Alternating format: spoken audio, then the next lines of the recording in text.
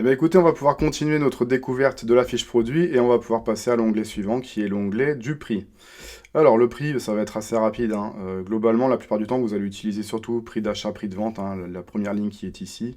Je vais quand même vous montrer à quoi sert le reste. Mais on va commencer par là. Donc prix d'achat hors taxe, évidemment, le prix d'achat auquel vous l'achetez chez votre fournisseur.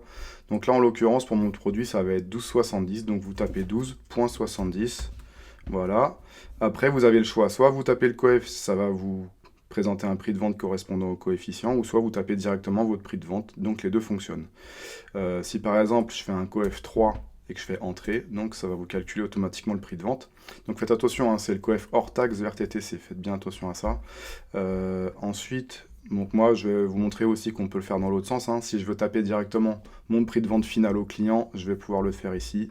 Donc vous venez taper le prix que vous souhaitez et vous faites entrer. Vous avez vu que ça me recalcule mon coef.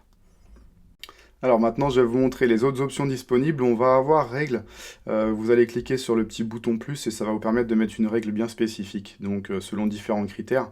Vous avez par exemple le magasin. Donc si par exemple vous souhaitez avoir un prix différent sur Concept 2 que sur Concept 1, on va pouvoir le spécifier.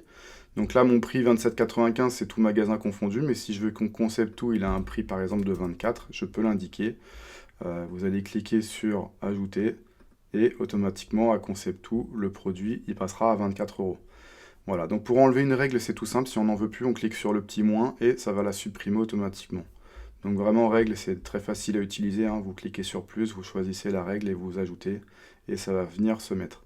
Donc par exemple, on pourrait définir que le produit, il passe automatiquement à moins 20%. Sur une période, on peut même spécifier une période, hein. Donc si je veux que tout l'été, par exemple, il passe à moins 20%, je vais le mettre jusqu'à fin août. Hop, on va faire OK. Voilà. On peut choisir le type d'arrondi. Donc je veux un arrondi de 20% avec un arrondi à l'entier supérieur. Je fais ajouter et voilà.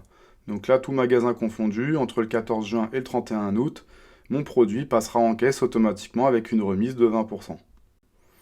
Alors juste une petite précision sur règle qu'on vient d'utiliser. Vous allez vraiment vous en servir quand vous avez une règle bien spécifique à mettre sur un produit en particulier. Là par exemple je veux qu'il passe à moins 20 mais ça va concerner que le bougeoir et c'est quelque chose que je vais penser que pour lui en fait, hein. Voilà, c'est vraiment propre à cette fiche produit là. Sinon en général, quand on va parler de promotion ou de solde ou d'opérations un petit peu plus globales sur des ensembles de produits, bien évidemment, vous n'allez pas faire ça en utilisant règle et en faisant ça fiche par fiche, ce serait vraiment trop long. Et donc justement pour ça, vous avez le menu promotion qui va exactement servir à cela. Donc je vous laisse regarder parce qu'il y a une vidéo qui est entièrement dédiée au sujet, comment préparer ses soldes et ses promotions. Et justement, les soldes et promotions que vous auriez fait sur le produit en question, vous les retrouveriez ici dans ce menu. Maintenant, on va passer au taux de TVA. Donc ça va vous être très utile si vous avez des produits qui ont un taux de TVA différent de celui de la boutique. Je ne sais pas si vous vous souvenez, mais en début de formation, quand on a configuré notre magasin, on lui a attribué un taux de TVA par défaut.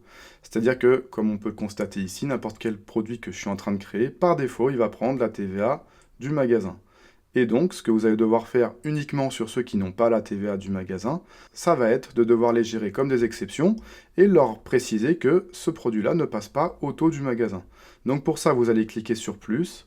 Vous pouvez par défaut laisser tous pour la boutique et dire que ce produit ne passe pas à 20%, mais il va passer à 5,5%. Vous cliquez sur ajouter et voilà, votre règle est mise en place.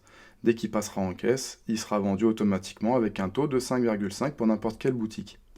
Le dernier menu PA Mag spécifique, ça je vous le passe assez rapidement parce que la grande majorité d'entre vous l'utiliseront pas du tout. C'est spécifique pour certains clients à nous qui ont à la fois une activité de négoce et des magasins en propre et qui avaient besoin de spécifier un prix d'achat différent en fonction du magasin. Donc voilà, mais la plupart d'entre vous vont pas l'utiliser, donc on va pouvoir passer à la suite.